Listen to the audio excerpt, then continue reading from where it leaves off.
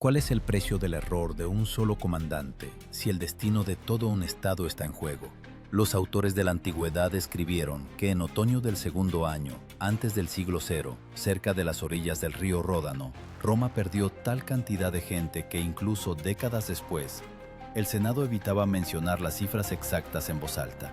Pero en las obras de Livio se mencionaba, decenas de miles de soldados desaparecieron en un solo día, como si alguien hubiera quitado la tapa de un volcán sepultado bajo tierra y hubiera liberado la furia de los cimbrios. Ya aquí surge la primera pregunta inquietante. ¿Cómo pudo un ejército, que había pasado por la escuela de las guerras púnicas, permitir una catástrofe que los romanos llamarían más tarde peor que la batalla de Canas? ¿Y por qué esta tragedia todavía resuena como una advertencia a todo aquel que está seguro de la infalibilidad de su propia fuerza? Estas tribus germánicas avanzaban a lo largo de la Galia, como una riada que arrasa todo a su paso. Los historiadores escribieron que en las filas de Roma reinaba la división. Dos altos generales no podían repartirse las competencias, y esta herida administrativa palpitaba justo en el corazón del ejército. Un concepto importante entonces se convirtió en el duumvirato, es decir, el mando conjunto de dos líderes iguales. Pero la igualdad sobre el papel se convertía en una úlcera en el campo de batalla, cuando las ambiciones personales se anteponían a la decisión común. Parece que ni siquiera las mejores columnas de formación podían soportar la presión del ego humano. La escena de aquel tiempo podría recordar una arena recalentada por el sol. Los estandartes romanos colgaban inmóviles, como si no comprendieran qué tormenta se cernía desde el norte. El campamento estaba demasiado cerca del río.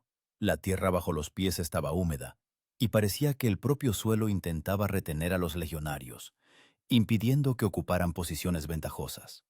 Livio señalaba una sospechosa despreocupación, como si nadie quisiera ser el primero en reconocer que los cimbrios no eran una turba de bandidos, sino una enorme masa de gente en busca de nuevas tierras. Los ríos olían a cieno, el aire a metal húmedo de las armas, y sobre todo este silencio pendía una inquietud comparable a la espera del golpe final en un combate de boxeo. Uno mira estas antiguas líneas y se pregunta involuntariamente, ¿qué destruye más a un ejército? ¿La espada del enemigo o la soberbia de sus propios comandantes? La respuesta está aún por llegar, y golpeará con la misma dureza que el movimiento iniciado por los cimbrios hacia el campamento romano. Antes de que el primer grito de guerra de los cimbrios se propagara por la húmeda mañana en Araucio, los romanos ya se ahogaban en sus propios errores. Los autores de la antigüedad escribieron que los campamentos de los dos comandantes romanos estaban separados, como si entre ellos se hubiera abierto un abismo que no podían llenar ni las órdenes ni la amenaza común. En una orilla, las fuerzas del procónsul Quinto Servilio Cepión; en la otra, el ejército del tribuno de la plebe, Gneo Malio Máximo. Según Livio, fue aquí donde se reveló la debilidad mortal. Los dos generales actuaban como gladiadores rivales, no como aliados. No era una disputa menor, era una grieta por la que ya se filtraba la perdición hacia el ejército romano. Entre los conceptos clave de aquella época, el término auxilia, tropas aliadas que los romanos reclutaban de las tribus vecinas, se volvió especialmente importante.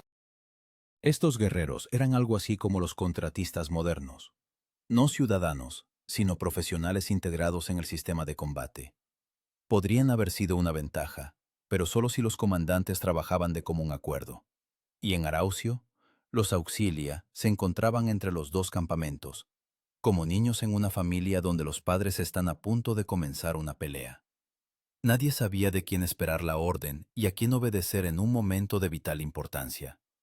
Imaginen, no como una instrucción para la acción, sino como una imagen. Dos enormes hogueras ardiendo cerca, pero cuyo fuego no se da calor mutuamente. Así era la coalición romana. El campamento de Cepión se asemejaba a una fortaleza de piedra, donde los legados y centuriones susurraban su desprecio por el nuevo comandante. Y el campamento de Malio era como una bestia herida. Veía el poder de los cimbrios, veía su lenta oleada que rodaba por la Galia, y exigía cautela. Pero la cautela era un lujo que dos comandantes orgullosos no podían permitirse. El equipo de un legionario en esa época pesaba alrededor de 25 kilogramos. Escudo, coraza, jabalinas, espada, ración. Livio escribió que durante las marchas los soldados sudaban tanto que la piel bajo la armadura adquiría el color de la arcilla húmeda. Y toda esta carga se volvía aún más pesada cuando el legionario veía que sus comandantes ni siquiera intentaban coordinar las fuerzas. Estar bajo los estandartes, cuando la propia formación está desgarrada por las ambiciones, es como escuchar dos señales contradictorias a la vez. ¿A dónde ir? ¿A dónde mirar?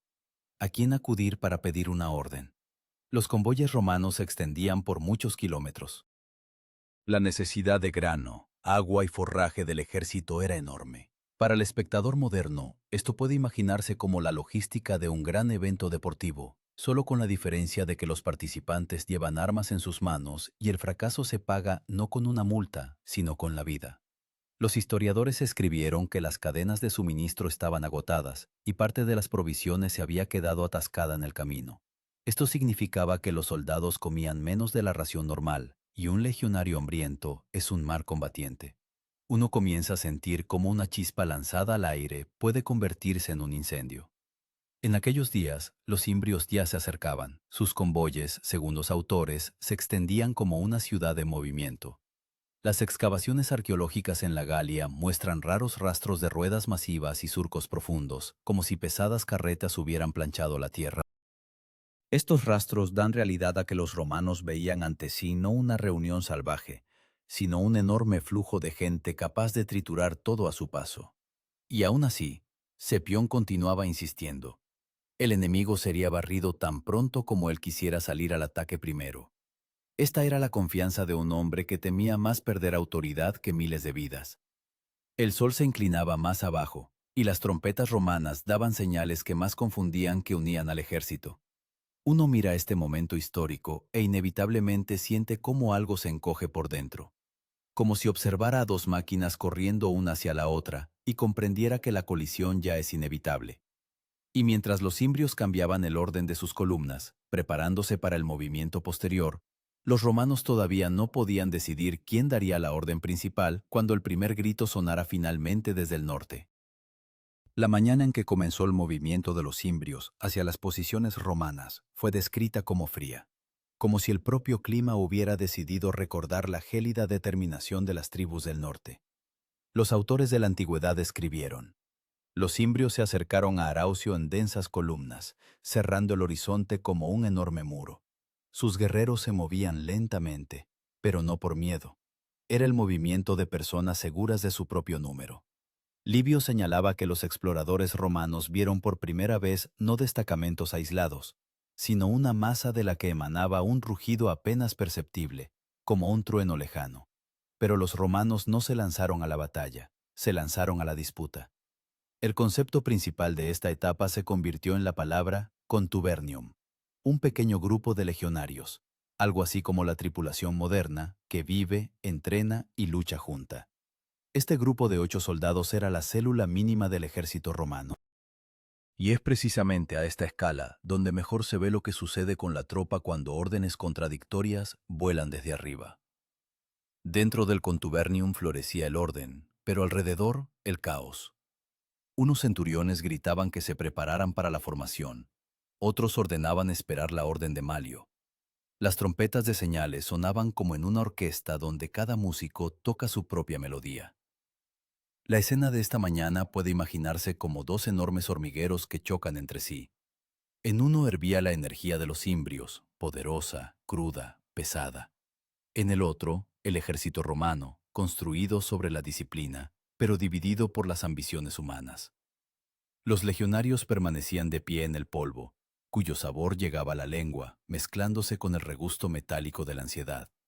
La hierba bajo sus pies estaba húmeda por el rocío nocturno, pero por alguna razón parecía seca, como la pólvora. Tan tensa estaba la atmósfera. Cuando los imbrios se acercaron a una distancia peligrosamente corta, Malio envió a Cepión una solicitud para unir fuerzas y establecer una formación común.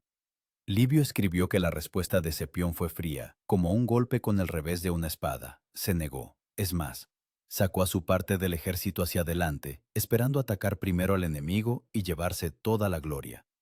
Imaginen no una imagen, sino una sensación, como si una persona decidiera saltar al océano en medio de una tormenta para demostrar que es el mejor nadador, mientras que los demás ni siquiera han tenido tiempo de bajar al agua.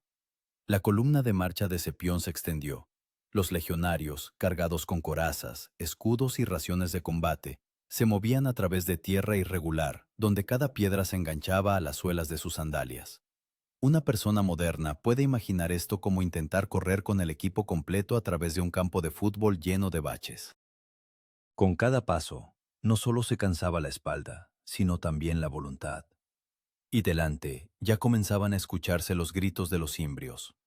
Los historiadores señalan, en este momento, los romanos vieron de cerca por primera vez los carromatos masivos de los cimbrios, líneas fortificadas enteras de carros que se movían junto con la tribu.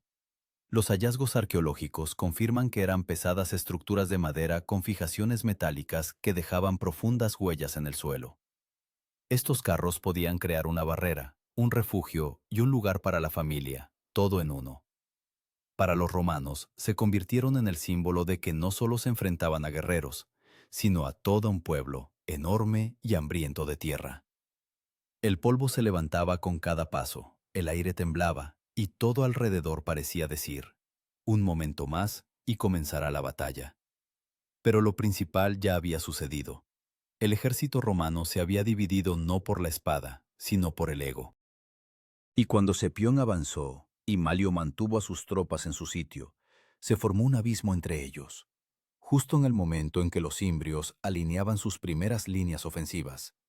Este abismo era más profundo que cualquier trinchera, y se convirtió en uno de esos golpes tempranos ocultos que rara vez se ven en los mapas, pero que destruyen ejércitos mucho antes de las primeras pérdidas. El instante en que los dos ejércitos finalmente chocaron fue descrito como un rayo en un bosque oscuro, repentino, cegador, desgarrando el aire. Los autores de la antigüedad describieron que los cimbrios cayeron sobre las fuerzas de vanguardia de Cepión con una fuerza que volcó la formación desde los primeros segundos. Livio señalaba, los romanos ni siquiera tuvieron tiempo de completar la formación cuando la ola de guerreros germánicos, densa y furiosa, golpeó las líneas semipreparadas. Según diversas fuentes, todo sucedió tan rápido que algunas centurias ni siquiera lograron desplegar sus escudos. Pero lo principal era que Malio todavía no entraba en combate. Sus tropas permanecían al otro lado del río, observando cómo perecía la mitad de la fuerza romana. El término central de esta etapa se convirtió en la palabra signum, el estandarte de batalla, el punto sagrado de referencia que el legionario miraba incluso en medio del caos. Era su brújula, su faro. Perder el signum era considerado una deshonra más grave que la propia muerte. Pero durante el ataque repentino de los cimbrios, muchos signum cayeron al suelo, ocultos por el polvo y los cuerpos. La pérdida de orientación privó a unidades enteras de la capacidad de actuar como una máquina unificada, y se convirtieron en islas aisladas de personas que simplemente intentaban sobrevivir. La imagen de este momento es la línea romana, parecida a un escudo agrietado. Al principio, la grieta es pequeña, apenas visible. Luego el crujido se hace más fuerte, más amplio, y finalmente la armadura se rompe bajo el golpe, dejando pasar el agua o el fuego. Así se resquebrajó la formación de Cepión. Los cimbrios, armados con largas lanzas, como bayonetas, golpeaban la línea romana como herreros golpeando hierro al rojo vivo. Sus gritos eran graves y bajos, como el rugido del oleaje contra las rocas, y cada golpe en el escudo sonaba como si alguien arrojara piedras a un pozo vacío. Cuando la primera línea romana colapsó, la tierra bajo los pies se convirtió en una mezcla, barro mezclado con sangre, como pintura espesada. Los legionarios, cargados con más de 20 kilogramos de equipo, se hundían en este fango. Livio escribió que muchos morían no por heridas, sino por indefensión. Caían, no podían levantarse, y la siguiente ola de guerreros se les venía encima. Varios historiadores modernos señalan, si Cepión hubiera esperado la unión, este golpe podría haberse superado. Pero ahora su ejército se parecía a cientos de pequeños destacamentos, cada uno luchando por su propia vida, y no por la causa común. Y en ese momento, Malio, viendo la catástrofe, intentó trasladar parte de sus fuerzas a través del río. Pero el río Roda no era ancho y caudaloso allí, y su corriente era fuertemente adversa. Los datos arqueológicos muestran que el cauce en ese lugar era más profundo de lo que se creía. Los guerreros que descendían al agua corrían el riesgo de ahogarse incluso antes de ver al enemigo. Y aún así, los tribunos les gritaban que avanzaran. El pánico superó al sentido común. Los gritos de ambas orillas se mezclaron, convirtiéndose en un rugido ininteligible. Mientras tanto, los cimbrios intensificaban la presión. Las carretas de madera, con las que creaban anillos defensivos, comenzaron a acercarse. Parecía como si la propia tierra se levantara y se moviera. Las líneas de carretas formaron un muro, detrás del cual se levantaban nuevas columnas de guerreros.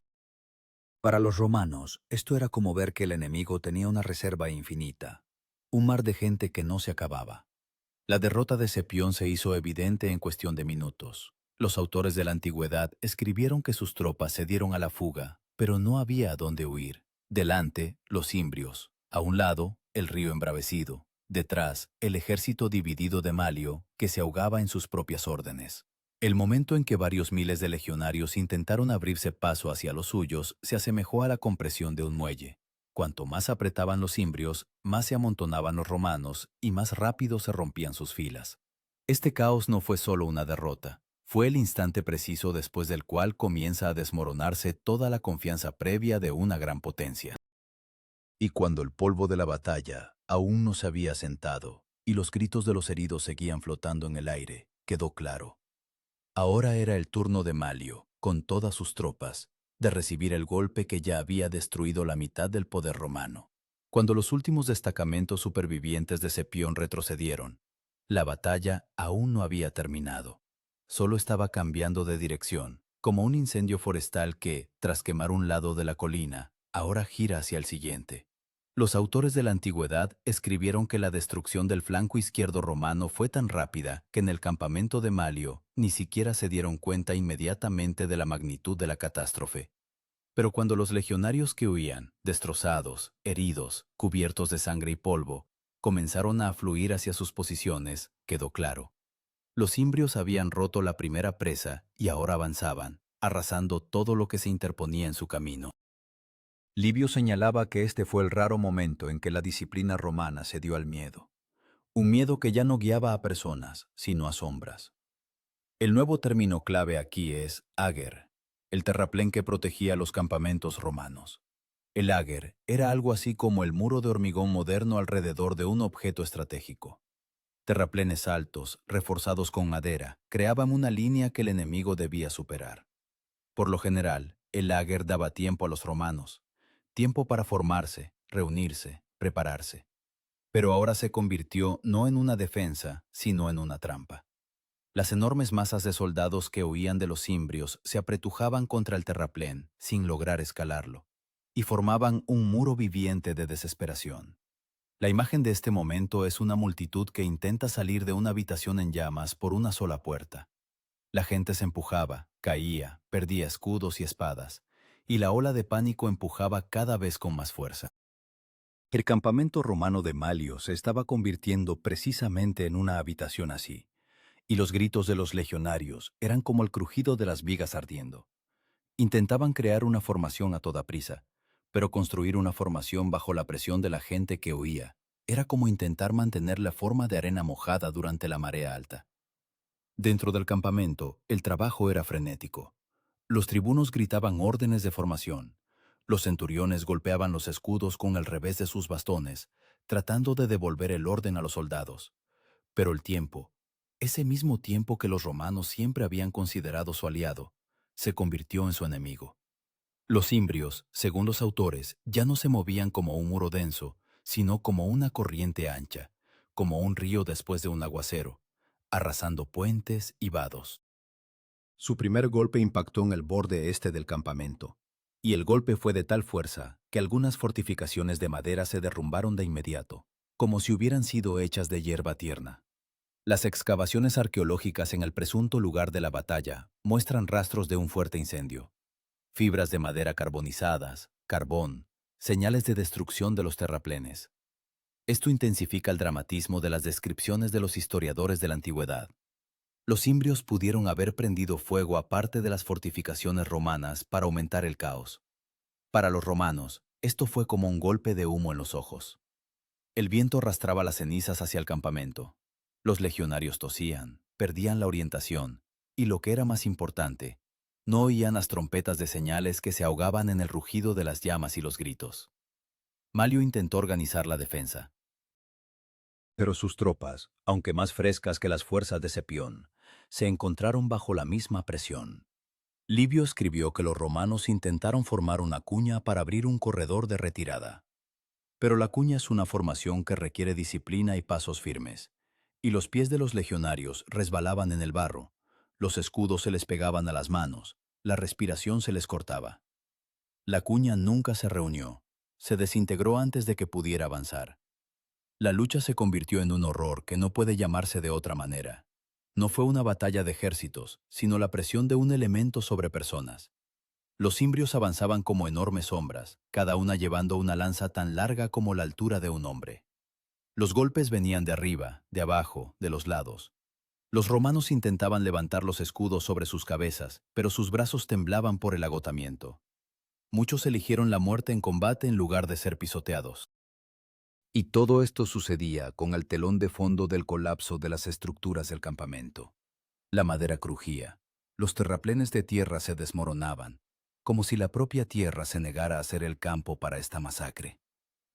Y entonces sucedió lo peor. La retirada se convirtió en una huida animal.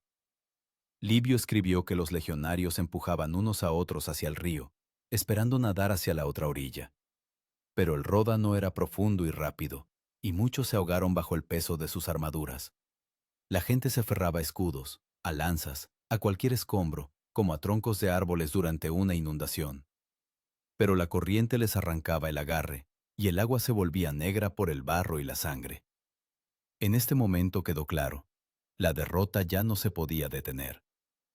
Y sin embargo, es precisamente aquí donde surge la pregunta que no se abandona hasta el final de la historia. ¿Qué le sucede a un ejército cuando lo que colapsa no es la línea de defensa, sino la voluntad?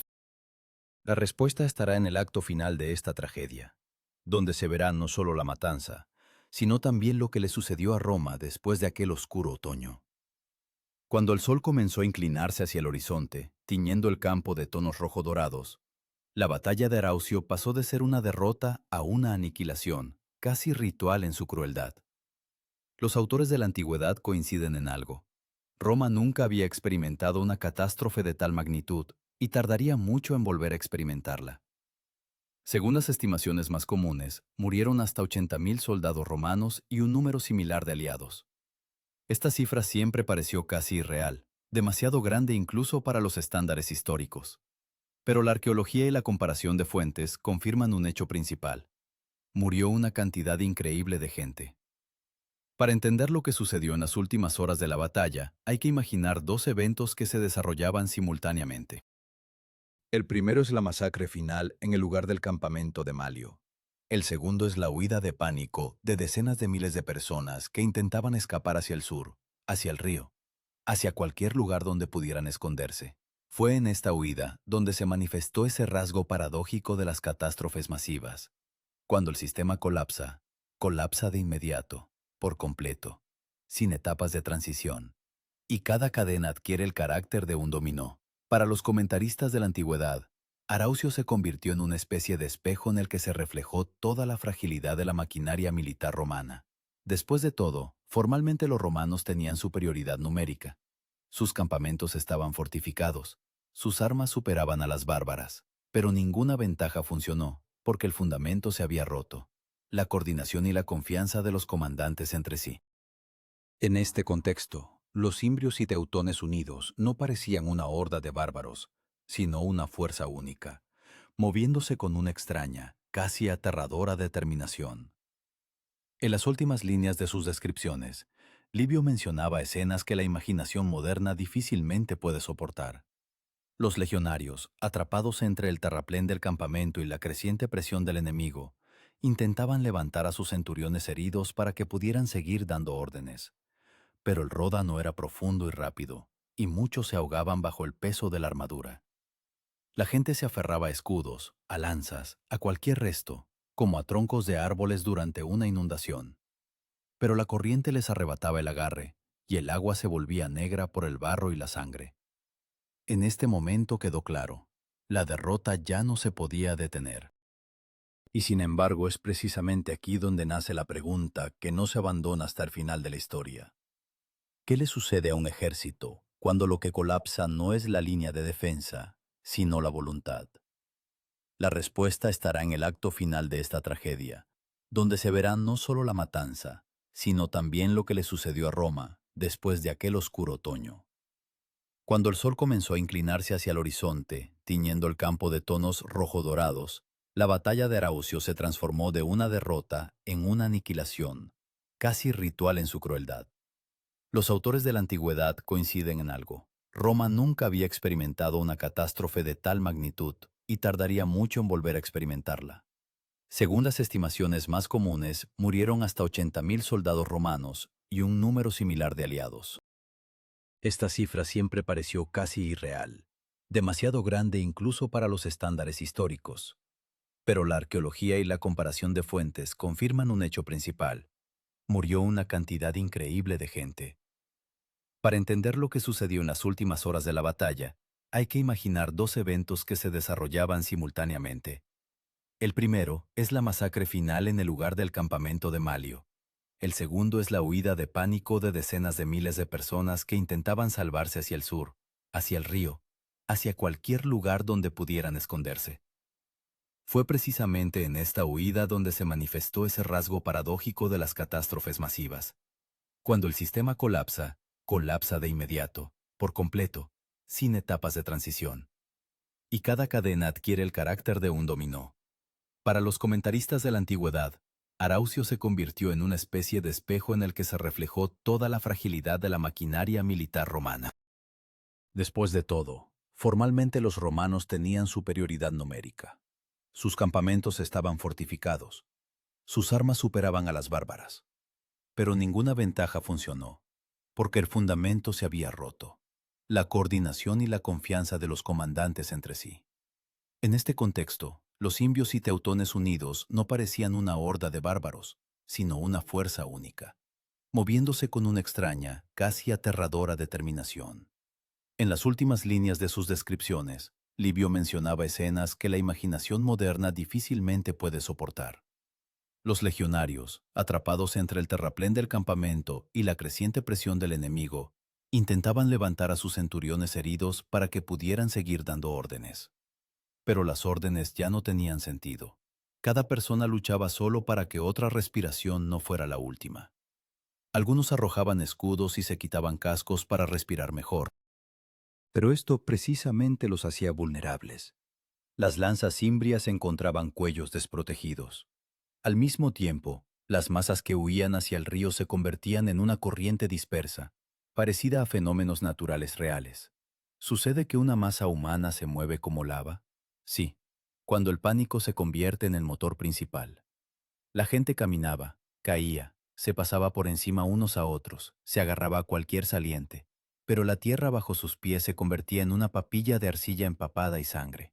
En algunos lugares, los pies se hundían hasta los tobillos, en otros, hasta las rodillas. Era un movimiento en un espacio viscoso, donde cada paso era el precio de la perdición ajena. Una parte especialmente trágica del último acto fue el colapso de la caballería romana. Los jinetes podrían haberse retirado de forma organizada, pero el camino estaba atascado con la infantería en retirada, y los caballos se negaban a avanzar, se encabritaban, caían, se rompían las patas. Los oficiales de caballería, que debían servir de ejemplo de valentía, se vieron obligados a abandonar las sillas y avanzar a pie, perdiéndose en la masa general de soldados. Numerosos hallazgos de estribos de caballos rotos y arneses dañados confirman que la caballería pereció no en combate, sino precisamente en el caos de la huida. Sorprendentemente, incluso en tal ambiente, los romanos no dejaron de ser romanos. Se conservan menciones de pequeños grupos de legionarios que, encontrándose completamente rodeados, intentaron aún así formarse en águila, la clásica defensa circular. Se ponían de espaldas unos a otros, levantaban escudos, sostenían lanzas. Pero estas islas de disciplina de bolsillo desaparecían en cuestión de minutos. Contra ellos iban decenas de cimbrios, a veces cientos, y cada línea insular de este tipo caía bajo la presión, como un árbol frágil bajo una tormenta. Lo más duro del final de Araucio no fue la cantidad de muertos, sino la forma exacta en que murieron. No fue una batalla en el sentido habitual, donde hay una línea de frente, hay avances heroicos, hay movimientos tácticos. Fue una masacre en la que desapareció la propia estructura de la guerra. Livio escribió que los romanos murieron sin gloria, pero quizás esta frase requiera una reevaluación. Su muerte no fue deshonrosa, fue sin sentido, y esto es precisamente lo que la hace terrible. Más tarde, cuando los enviados romanos llegaron al lugar de la derrota, encontraron un campo cubierto de cuerpos tan densamente que parecía que la tierra había desaparecido por completo. Los contemporáneos decían que en ese campo no creció nada durante varios años. Demasiados huesos, demasiada sangre había absorbido la tierra. Tal descripción puede ser una hipérbole literaria, pero hay una verdad en ella. Araucio se convirtió en una herida que Roma no pudo olvidar. Y cuando parecía que la historia terminaba aquí, esta solo da un giro brusco. Pues de esta tragedia nacería un nuevo general, un nuevo formato de ejército y una nueva era política. La era de Cayo Mario, el hombre destinado a reconstruir Roma a partir de los escombros. Como un hábil artesano, ensambla un mosaico a partir de baldosas rotas. Pero antes de que Mario pudiera levantar la espada, Roma tuvo que sobrevivir al shock, un shock que lo cambió todo.